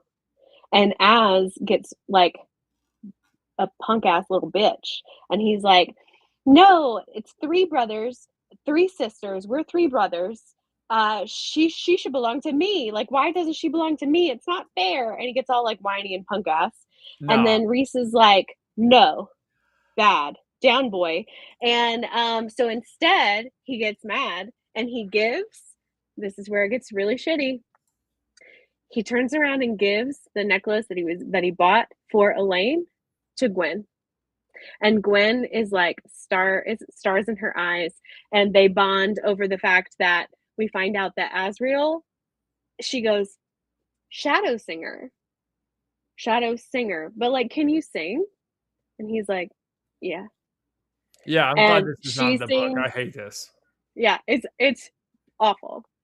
It's awful. It made me so irrationally mad. Is this real? Like, is this actual? Real? It is a legitimate bonus chapter that is in like the Books a Million version of the book or whatever. Like a special edition bonus chapter you can find online. I can find it for you. I'll send it to you. I pretend like it didn't happen. Like I like Gwyn. Like she's quickly becoming one of my favorite characters, maybe my favorite character. Especially after what you find out what happened to her. Like I kind of like Gwyn a lot. Yeah. And like now, like we're she's setting up. I want Gwynreal to happen, but now we're I gonna don't have want to that. deal with. We're now gonna have to deal with the fact that Az gave her a necklace, and she's for sure gonna find out that he bought it for Elaine instead. I do not want Gwynreal now. I want Gwyn. God, that makes me mad. I know. It pissed me off. I was so excited because I was like, "Ooh, we get a chapter with Az! Like, this is amazing!" And then I read it, and I was like, "What is this?" Are there other bonus chapters that are that trashy? No, that's probably the worst. Yeah, that's dog shit. I hate it. Yeah, I hate it. I hate it. Now, there are other things that happen. Again, you're going to need to read Crescent City. Okay. So we are finished with the book. Yes. Can I share one more thing about my week, as it Of was course. with my nieces, and then we'll. So Yeah. my nieces Yeah. showed up from Japan at my house with my brother. Mm-hmm. 12 and 10 years old they are. Barely speak a lick of English. Why I've you got sound like Yoda? Why you speak like that? 12 years old they are. Barely speak English. They are awesome and hilarious and weird. And I got indoctrinated in girl shit. Yeah. And so I hope you had my lots of K-pop going my on. YouTube algorithm is now Black and Pink and other K-pop music videos. My brother explaining to me how they got famous. I don't care. But he was like, yeah, well, this super producer got into them and she's kind of hard on them and they write all their own music or whatever. She just gives them the beat and a platform. And if they stink, she just tells them. But like, she doesn't make them be like supermodel hot. They can just be themselves and blah, blah, blah, blah, blah. I'll say this. It was K-pop and some Japanese pop. What they do that I think is interesting is it is for girls. Whereas, like in the US in the 90s, that same Mhm. content was not for girls. I mean, it was for Okay. girls, but it was, it was for Everybody could enjoy Spice Up Your Life. JE People of the stuff. world, It's spice English up your people. life. That's English, which I love. I'm talking about American. Oh. There is a infamous financier who is unfortunately fortunately no longer with us. Yeah. Please be sure That's that you use that correctly. yes, the correct way. Fortunately, no Fortunately, longer, like, I very happy no I'm longer with trying us. not to break TikTok. Correct, I'm glad. And so who that content was for his constituents Mm, in the 90s and mm. 2000s when I was younger and when you were much younger, apparently. 2 years, but whatever, it's fine. K-pop and it is like it isn't for that group. I'm sure that group would Right? enjoy it, but like it's different. It's not as predatory. That's good. It's pretty empowering. Good. And so I very much appreciate that. Here is a thing that they also do, and I don't know if they do this in the US, but they should. They do the music video. Mhm. All right. And then they do another music video, but it's in a dance studio and they just do a dance to it. Oh, fun. And so there's a dance video and Yeah. then like your traditional like narrated, not narrated, but with Like, some story and storytelling yeah. Yeah, yeah, yeah. like music video. Yeah. And I'm like, that's so smart. Why Yeah. aren't people in the US doing this? Part Mhm. of it has to do with like that kind of content would never get famous in the US because old rich white men can't get famous on that kind of content. So like because the girls own it. Like their Mhm. production company owns it and not old rich white men. That's cool. So I got inundated with some of that. We walked 40,000 steps in 2 days. Wow. Took those girls on a walk. How's that leg healing? Mine, Yeah. That's a lot of steps on that leg. it's a lot of steps. I have gone. I'm 3.5 weeks tomorrow. 3.5 weeks tomorrow. 3.5 months. 3.5 weeks. No, three Months. and a half months. Yeah, tomorrow. Mhm. I have. They do symmetry tests, right? Mhm. How strong is your left glute and hamstring Mhm. and quad versus the right? And Right. everything's about even except for my quad on the surgery side. And it's at like 75%. So Yeah. I went to the surgeon and told him, and he was like, that's remarkable.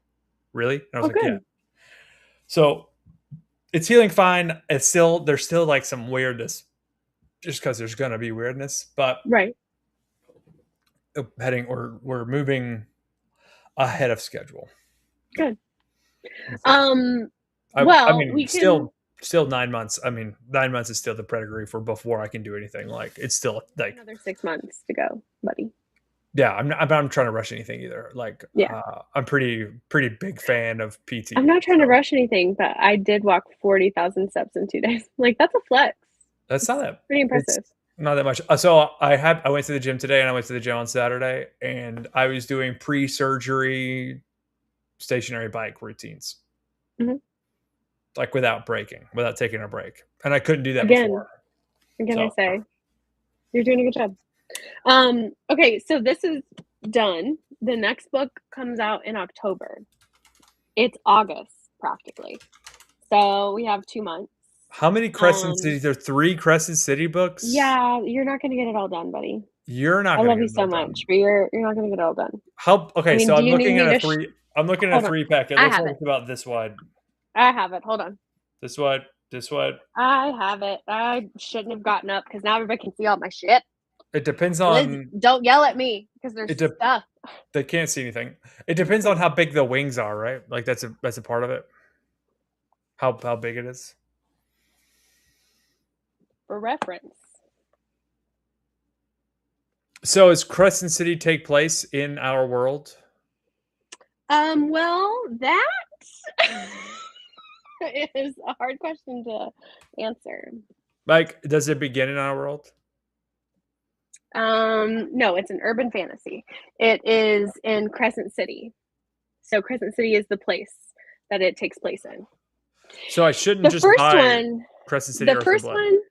I think you should read this one. This one is good, and it will give you a really good setup of everything and all the characters that you need to know. So if you can read this one, at least, I feel like you'll be in a good spot. I can pretty much tell you what happens with the others, because you'll at least know the characters. But this is like a buddy cop book. Great. I love that. Okay. It also is a little bit on the spicier side, so we're picking up with the same level of spice, just about.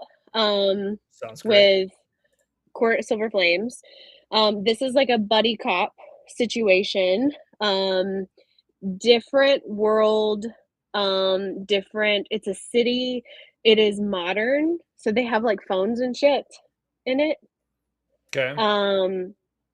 But there's also a lot of fun, cute surprises, other paranormal type creatures. So they werewolves in this. She besties with a whole pack of wolves. Oh, so it's like Blade. Cool. Sure. I didn't watch it, so I don't know. Blade is an urban vampire hunter. Okay, cool. So kind of like that. But we're hunting demons. We're demon hunters. All right, so it's bought and it's going to my parents' house because I'll be there for 2 weeks. Okay, cool, great. So I think we can get through Crescent City for sure. So if I just read through Crescent City in 2 weeks, you're going to be like, Luke, you might not be a terrible reader. Yeah, I'll be so proud of you. You'll be like, Luke. Listen, if you read through Crescent City in 2 weeks, there's no reason why you can't finish these others in time. I don't have anything to do for 2 weeks except for hang out with my nieces and my brother. So okay, well then, like, see how far you can get. Here's what happened. Okay, ready?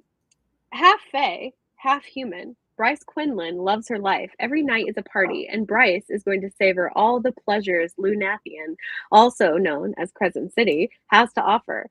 But then a brutal murder shakes the very foundations of the city, and Bryce's world comes crashing down. 2 years later, Bryce still haunts the city's most notorious nightclubs, seeking only oblivion now, trying to put the past behind her. When the murderer attacks again and an infamous fallen angel, Hunt at the Lar, is assigned to watch her every footstep, Bryce knows she can't forget any longer. As Bryce and Hunt fight to unravel the mystery, the threads they tug ripple through the underbelly of the city, across warring continents and down to the deepest depths of hell, where things that have been sleeping for millennia are beginning to stir. Fantastic. It is fun. I think it's hilarious. I think Bryce Quinlan, I think you personally are going to fucking love Bryce Quinlan. She has some moments that are so good, that are so just like, fuck yes. I think she will be your favorite character that SJM has written. Great. Anyone agree? Anyone else that's been following along? Liz says hell yes. So I think specifically for Luke, Bryce Quinlan's going to be, I think Luke's going to be a Bryce Quinlan girly. That's what I think. Yeah. Liz says agreed. I'm excited. That is exciting. Look, I think we should close it out right here. Do you mind? Yep. That sounds great. I watched, oh, by the way, I watched the Odyssey for the second time last night. I went on a third date, which is wild. Time? You went on a third date? Like a woman agreed to go out with you once and then again and then yet one more time? Yeah, I think there's something wrong with her too. I don't know. No, I'm kidding. I love it. Good for you, buddy. You know what we did? That was a joke. We went to see the Odyssey. We went to see the Odyssey. You know where we ate beforehand? Oh no! It's a restaurant that closed in Asheville. It's a chain, and it's on Charlotte Street. It was on Charlotte Street. Fuddruckers? We went to Fuddruckers. Oh man, we call that red fuckers. And she's like, this isn't so bad. And I was like, because it's in Chinatown, it's right next to the movie theater. And I was like, well, this one tastes just like the Fuddruckers on Charlotte Street. The other ones don't taste like this. They taste similar, but it's not so close. She's like, cool. And then she was like, this is pretty good. I said, you put 6 slices of pickle on your burger. It only tastes like vinegar. What do you mean? It's pretty good. It tastes like vinegar. She was like, okay. So but anyway, I watched the Odyssey for the second time. And the first time I saw it, we talked about it on the show. Right. I had hurt my knee was hurting most of the movie. So after 15 minutes, and I didn't mention that during the show when I was giving it praise because I didn't want that to skew it, but my knee was hurting so bad when I was watching it at the IMAX theater. This time I watched it in one of the reclining seats and whatever. I was very comfortable. Here's what I'll say. Have you seen it? No, I haven't seen it yet. Here's what I'll say. I think it's the best Christopher Nolan movie. Okay. I think what I said before, where I was like, the performances what holds it back and not anything else has to do with anything else. I can say now unequivocally, I agree with that original statement. And the performances are pretty good. Also, I think just about every critic of the movie that I've heard that didn't give it at least a high positive grade didn't catch everything. They didn't catch the words that were being used intentionally. The sound cues in that movie are so important. The sound cues might be the most important part of the movie. If I'm being honest with you, one of the most important. I started listening. I heard the first sound cue, and I was just like, did I miss all these? And then I was like focused on making sure I took in what I'm supposed to take in. And the thing that I think I said to you before, or maybe it's on our Odyssey thing, is that everything works in such conjunction together that you don't pick up on a sound cue. You don't pick up on the music. You don't pick up on the only thing that sticks out blaringly, or the performances are just really good. Not super, super, super, super good like everything else. So I think it's my favorite one, with my second one being Inception. Because I think Inception is truly really, really good. The others are just okay. But I've not seen Oppenheimer. Oh, so. How dare you, Liz? So Liz saw it. I didn't even know she saw it. She didn't say a word to me about it. But she's popping off in the comments saying, I saw it. And I think they were some of those actors' best performances. There. Can't argue with that. John Bernthal was awesome. Have you seen The Walking Dead? Me or Liz? You. I don't watch stuff like that, so no. So John Bernthal is famous for The Walking Dead. Like, he came from the first season. He was the villain in the first season. Is he the guy with the mullet? No. He's the guy he plays the King of Sparta. He's that guy who's married to Helen of Troy. He's bald with the beard. Oh, okay. Yeah, okay. He also plays the Punisher in Marvel. Okay. There's a thing that happens in his story, and where he says, "I'm gonna tell you something," and then he tells you. They started adding it to every character he's on screen. What do you mean?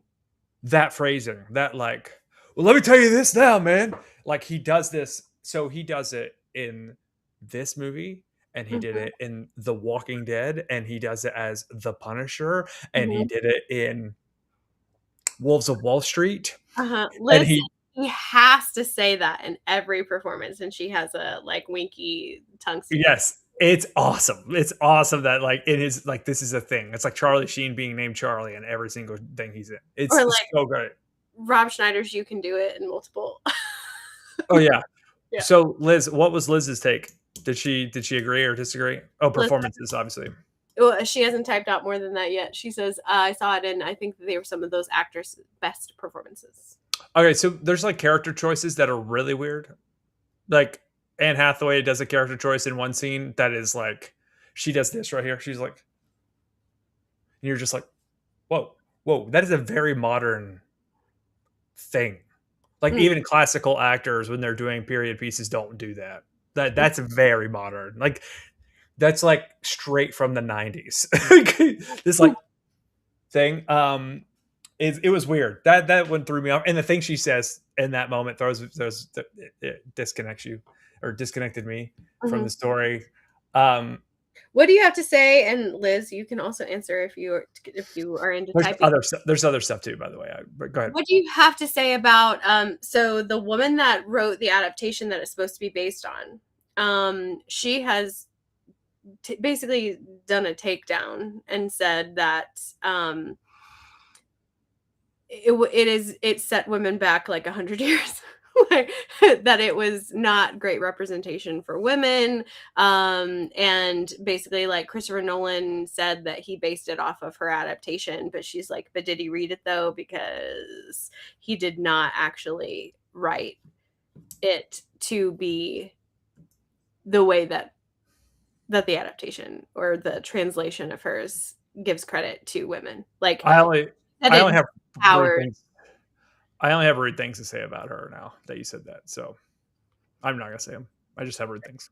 Like, oh, so we haven't given you much attention, have we? Damn, that stinks. I think if you look at each of their performances compared to all their other work, this was best. Oh, he's just asking about the movie in general, not necessarily their performances. Oh, and I agree with you. The only performance that I really just thought was mediocre was the kid who plays Spider-Man. He's Tom Holland. Anyone could have played that role. Like anyone. Liz says, I do not agree that it disempowers. I love that they did not use CGI. Wait, about disempowers? No, she says, I do not agree that it disempowers women. And she also said, I love that they did not use CGI. Yeah. I mean, that, like, Lupita Nyong'o in the scene she is in she is overpowering. Like, awesome. Because she plays Helen, right? She plays Helen. Yeah. So in the story that's on screen, she plays Helen of Troy, and then she plays her twin sister who's married to the king of the Greeks, and she's overwhelming. Like, it's awesome what she does. She's incredible. She's incredible. I actually liked Zendaya's performance in the second time I saw it, and I don't like Zendaya.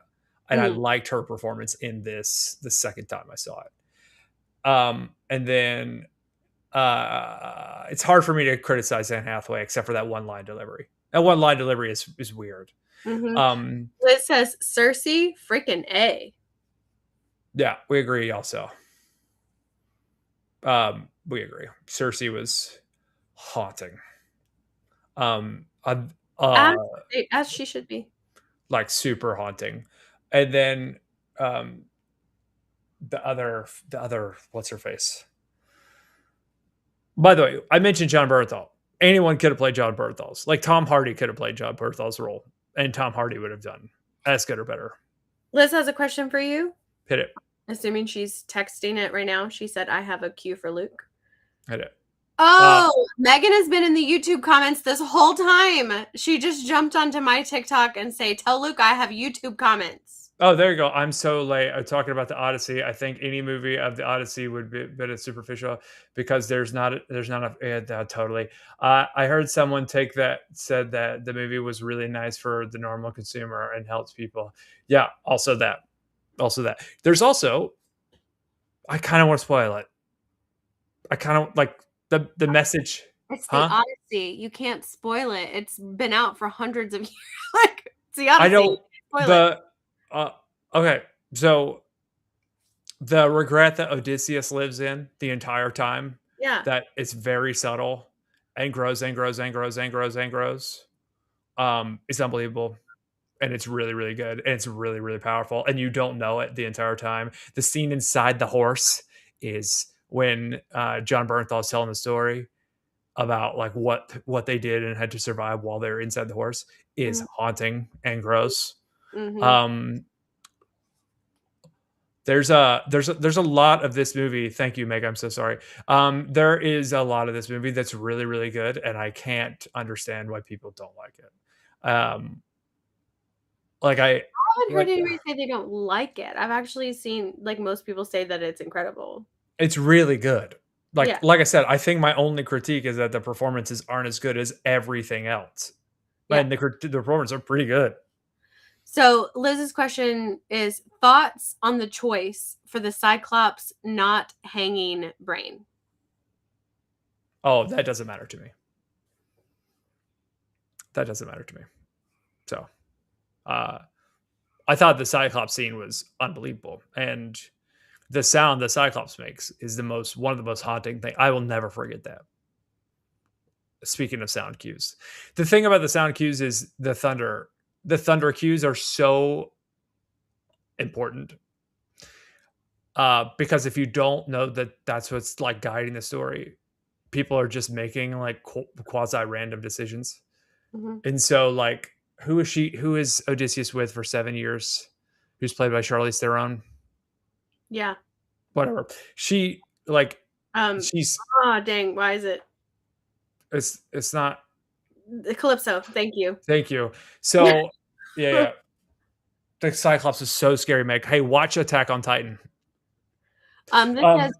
She says, but why? It's a male. Not that I needed it, but weird. And yes, haunting. Yeah. Like I said, to me, it's not it doesn't help the story. So if it's not in there, then it's okay. Because there are things about like Calypso that aren't in the story that I don't know. I just know that was sort of skipped, and it's like, oh, or Cersei that were just kind of skipped. It's like, was this important? It's like, literally says in a world of apparent magic as the first tag this is the first thing you see when the movie opens, in a world of apparent magic. You're like, okay, got to suspend disbelief immediately, because if you don't, that's your fault. He told you straight off the bat, this is going to be weird. And so, but yeah, when Calypso like begins to take the fruit that he's eating, also drug abuse. It has a whole thing about drug abuse right in the middle that they don't overshadow. They talk about it openly, like you can't escape who you are. Like escaping who you are via drugs is stupid. But anyway, she stops feeding him the flour so he can remember, right? Or the drugs or whatever. And the reason she does it is because she hears thunder. She's like, oh, better stop. Like it's like really like all of the sound cues all of them are so thoughtful that like you just, anyway, I think it's my favorite Christopher Nolan movie. Nice. Except for, like I said, boy, Tom Holland sucks. I don't like Tom Holland in anything. It bothers me so bad. Like he's just a cute kid who gets to be a superhero, and it kind of makes me mad. Oh, he is really cute and adorable. Speaking of, Spider-Man's coming out like on Friday, so I'm gonna see it as soon as possible, and I hear he's great in it, so I hope he is. But Liz says she's disappointed in Luke's very serious response to her question. So about hanging brain. I guess it was not a serious question. Like a question, but not a I question. thought you were asking me a serious question, so I gave you a serious answer. I didn't know it was a joke. I don't know you like that, Liz. He respects you so much that he was going to answer your very serious question. What do you That have is not my cat, buddy. It's been a while. Hey, friend. Liz, do you have anything else? I'm very curious. Because one of the things that they do, also, by the way, is they're at sea, but they make it very clear that they're relatively close to land in the story most of the time. Like most of the story, they're pretty close to land. Like they go from the Cyclops to the Giants. No, they go from the Giants. Sounds like I'm naming NFL teams. Truly. To the rest of the trials. All the rest of the trials after the side, they're like just offshore. And they we have to stay close to shore. Why? Because we're almost out of provisions. We have to stay close to shore. So keep going and just keep going along the shore until we find stuff. And so they just do it until they get to the island with the cows. Oh, yes, we are. That is not my cat. We are talking about the Odyssey now. So Luke has seen the movie now twice. He went on a third date. He finally found a girl that would go out with him more than once in a row. And so he went on third date and saw this for the second time. And he really enjoys it a lot. He says it's Liz just joined my and she left. She joined me again. She says, I've been burned, so no more questions for you. Okay. I'm glad you liked it though, because my biggest fear about Chris Nolan movies, because there's not a ton of female leads, is and yet Anne Hathaway is always in it.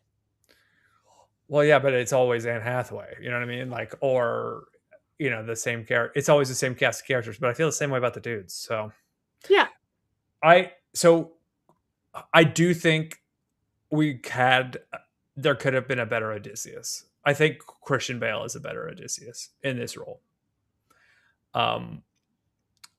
For sure. I think you could literally pick up Christian Bale wherever he's doing right now and put him in this movie, and it's a better movie.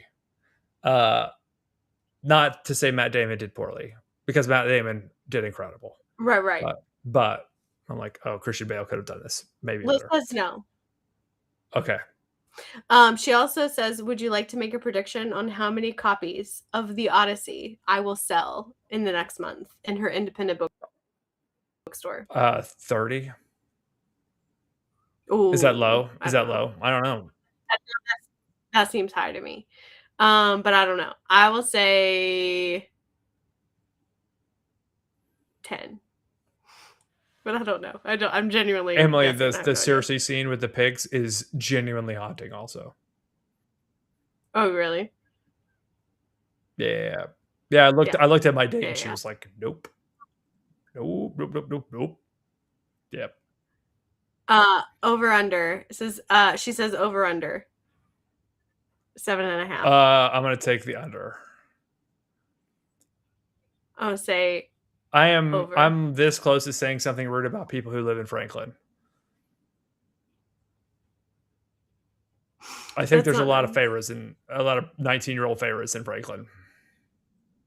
Don't say that. She said she would report back. You can't make fun of Appalachia like that. I've been to Franklin. It's not making fun. It's an honor. You made it that far without needing to read. I think that's really cool. It's really, really cool. So rude. It's really good. We have quite the literary pop, is what she says. Really? I ordered a book from a Novel Escape yesterday. I'm glad people are reading. It felt like it was going away for a long time. I'm glad people are still reading. It's real. I am seeing Spider-Man, I think, this weekend, so I'm pretty amped about that. Mr. Smut Oracle would really like to go see Spider-Man. However, I have not seen Quantumania. The other Spider-Man you could talk. No, I've seen all the other Spider-Mans. But I haven't seen anything since I don't know, Madness, whatever the Madness one was. Who cares? It's Spider-Man. Who cares? I didn't see Loki season 2. There's apparently a lot that I haven't seen that I need to. I think you'll be okay. Just go see it. Oh wait, maybe I don't need, but I do need to see that for Doomsday. Doomsday. Okay, so 1,000%. I have until Christmas to get caught back up on Marvel, right? Yeah. Yeah. You know what I'm gonna do next time I go to karaoke? I'm gonna sign up as Odysseus and then sing "I'm on a boat."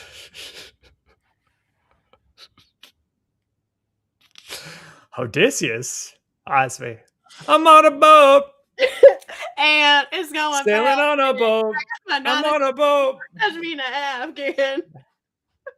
Like Kevin Garnett, anything is possible. Oh my god. We have karaoke that before together. Yeah. That's a great idea. That's a great joke. Oh yeah, that's a great joke. That was a good joke. Who is that Odysseus? It's like, who's Odysseus? You got to walk up with like a tunic on. You got to do the whole thing. Just start like wearing flip flops. My flippy flappy. You have Burger Straight flipping copies. Okay, so we were riding home the other day and we were having a conversation. This is Mr. Smut Oracle and I was waxing poetic about Michael Bolton because I love him. Just saying. I always have, I always will. And my husband just was randomly on his shuffle and Michael Bolton song came on. And I was like, oh my God, when did you, what? So he played it. We sang along. It was great. And he was like, I have a whole lot of Michael Bolton on my playlist. I said, no, you don't. This is literally the only one that I've ever heard you play. So no, you don't. And he was like, yes, I do. He's like, I know Michael Bolton well. And he said, in fact, I'll play you my favorite Michael Bolton song. And I literally was like, you're about to play This is the Tale of Captain Jack Sparrow, aren't you? He was like, no. And he immediately plays, This is the Tale of Captain Jack Sparrow. I'm like, this is who I married. I'm married to this person for forever. I love it. It's great. It is great. It is great. Odysseus wanted to be lost. All the fantastical elements were just from his stories. He told half the story to King Menelaus, not just Cersei. That is not my cat. Dropping into the comments. I'm gonna be honest with you. That's awesome. I'm also the guy who says like Rent the musical movie is better than the play because it is, and so. Like when like a movie deviates from the source material, I'm like, yeah, it's their content. I don't know what you're gonna. I don't own it. The Odyssey isn't mine. Like I can't tell you how to do your thing. Do you know what? This is another heated debate that we've had. We're coming back around to. I don't know if we've had this conversation, but it's been a conversation note for a while. It's been. Yes, Brown. We took our daughter to the movies for the first time on Monday. Okay. So she's 4. We took her to a 1:45 p.m. showing of the live action of Moana. So she has officially seen a movie for the first time. Congrats, Katie. Hey, welcome to the big boy club or big girl club. It was adorable. Like she did a great job. She laughed out loud anytime the water like splashed people intentionally. She's a little mischievous thing for sure. But the reason why I bring this up, Moana might be the only live action remake of a movie that doesn't suck. That's a hot take. It is a hot take. I do not like the live action adaptations of the Disney movies. They move. They change plot. They add songs. They do shit that's not necessary or needed. I'm not a fan of many of the live action remakes. So just so that we're on the same page, live action remakes where most of the characters and backgrounds are animated to me isn't live action. That's just animated with real people in it. Mm-hmm. Now, I love the live action Mulan, and I think it's great. I think it's a great addition to the Disney thing. Yes, let me be clear. Mulan, I kind of keep separate because it didn't really retain a lot of the like movie musical type setup. Mulan has and that Christina Aguilera song is so good. I will say the live action remake of Mulan is the way you should remake a movie that culturally could not be made today. So the cartoon version of Mulan is culturally insensitive and would not get made today the way that it was made then. I didn't know it was culture. I've not seen Mulan in a long time. It is culturally insensitive. And so they wanted to do a live action Mulan, but they needed to make sure that it was culturally appropriate. Yeah. And they did. Right. They did a really good job, in my opinion. So I take it back. I do also really love the live action Mulan. I'm glad to hear that about Moana. I've never seen Moana, so I don't know anything about it. Moana. It was the closest thing to, like, I'm gonna say almost frame for frame, the same movie. Oh, okay. And that's what I want it to be. I don't want a whole bunch of extra songs added in. You don't want to. You want a CGI lion going, "I want to be a mighty king." I don't want that. I'm going to be honest, I didn't watch that crap. Neither. Because it didn't want it. The Lion King is a masterpiece. What are we doing? Exactly. Why are we remaking that? We don't need to do that. Meg makes a good point. Disney did their live actions from some of the older movies to get copyright of them again. Yeah, I mean, Sony has a similar deal with Spider-Man. They'll lose Spider-Man if they don't, and that's all of it, right? If they don't produce movies every like 7 years or whatever. So they're going to produce Spider-Man movies until the end of Japan or the end of the US or the end of Disney. They're never going to stop. Yeah. That's interesting. So I got to tell you this. I've been applying to jobs. Okay. Every single one of them is asking about AI experience. All of them. Mm-hmm. And so if you, the tens of you out there, are not doing AI stuff every day, whatever it is, you're losing. You're losing. Every single job that I'm applying to, that I'm getting interviews for, and these are $100,000 plus a year jobs, are asking about AI stuff because they don't want people to have assistants if they don't have to have assistants. And I mean the actual role of an assistant. So if you're not using AI once or twice a week, just to get used to how to use the prompts and put yourself in a position to write better and schedule easier and design easier and tell a better narrative and make better reports. If you're not doing it, you're behind. This is a warning. Get on it. I like Claude. I didn't like ChatGPT. I don't like Gemini. I like Claude a lot. Anyway, I don't know how much you're using it, Emily, but like one of the companies sent me like a questionnaire that essentially was an interview set of 5 interview questions but they were all building it. And it was like, how often do you use AI? Great. Now, let's say membership drops by 10%. What would you do to address it? And I told it. And then it was like, question 3 was, if you used AI to address that question, which AI did you use? What were the prompts? And then what was your contribution to the answers? If you didn't, tell us why. Like, wow. They don't want to hire people who are doing process work anymore. Taking a piece of paper and placing it from A to B.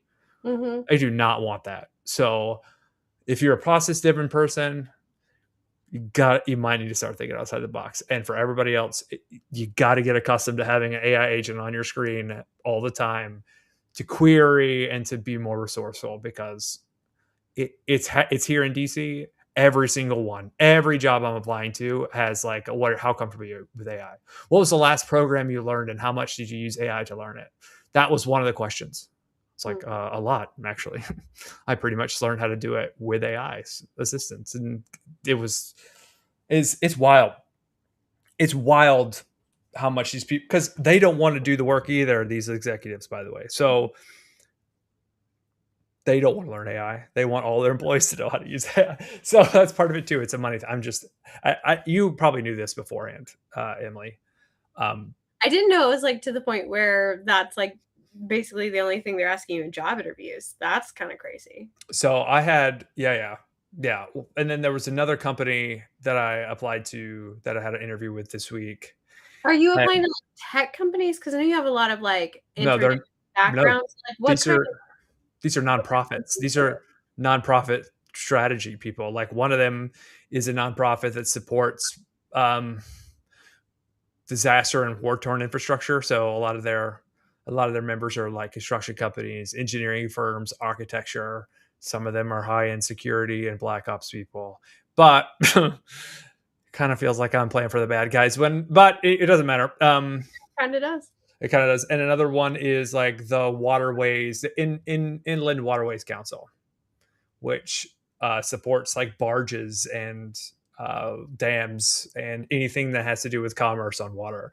And I had never really written an op-ed before. And so I went to AI and part of it was like, how comfortable with AI? I was like, I use it every day. That was part of the interview was that. And then, so they said, we need a writing sample. And I was like, AI, I've never written anything like this or needed to professionally. And if I did, I don't have those samples. Right. They're owned by my old company. Like I don't have it. And it was like, well, why don't you just write one about what they're doing right now? Like, what would they write? And I was like, okay, that's pretty smart. And in 3 hours, I wrote one that I'd never written before. And I sent it to like 4 other people who are professionals. And they were like, yeah, pretty good. I mean, they would probably print that like word for word. And I was like, y'all got to get on AI. Like, at least use it. At least figure out how to use it to help yourself. If it's wild. Anyway. But yeah, I got pretty far into job interviews, needless to say, recently. I'll show it to you after this. It's crazy. Like not the AI, but the stuff I wrote. Yeah, it's kind of neat. That's not at all what I would have thought. But also, I've worked for the same company for the last like 14 years, so I haven't really been out there. So. They genuinely want you to be as resourceful as possible. Mm-hmm. Like there's no more of this. Like, the job that's going to be lost to AI first, I think it's going to be like business operations people, business ops, because the idea of querying a database is going to be gone. And they'll just be like, how many sales did we have in February of 2026 versus 2025 versus the last 10 years? And I need a detailed analysis of the demographics of each one, and it'll spit it out in 10 minutes. And a business operations analyst would do that, or they would have to like figure out a program they could use or combine a bunch of data to do that. Now that's not ever going to be a problem. Like in like next year, that's not a problem again. It's wild. Right. It's wild. Yeah. Cool. So. Well, I'm excited. I hope that you fly safe home, and I'm excited that Crescent City will be waiting on you. I hate that you're not on stage when I get there. What do you mean? You're flying when? Thursday, tomorrow. Yeah, I have shows all this weekend. Thursday. Okay, I'll see if I can make it. You can make it. I'm having the most fun. I'll see if I can make it. Yeah. Because I want to watch you have the most fun. I really am having a blast. If you can make it. I'll be at the cast party. I mean, okay. Come on Sunday. But you should come. Liz says, do it, Luke. Luke, do it. Do it, Luke. Do it. Kiss me on the cheek. Do it. I'll give you a kiss on the cheek if you come. I know you. Don't make it weird. You made it weird. You made it weird. I didn't make it weird. You did though. I was actually thinking about you on your tippy toes, like. I am 5'3". Okay, it's not my fault. I've got you by 12 inches. Don't make it weird. Anyway, thank you for watching this long. This is the Smut Oracle. Check her out on Instagram, TikTok, and whatever. Thank you for hanging out with us. If you did, you guys are the best, and we care about you deeply. That's it for me. You got anything to add? That's it. Peace.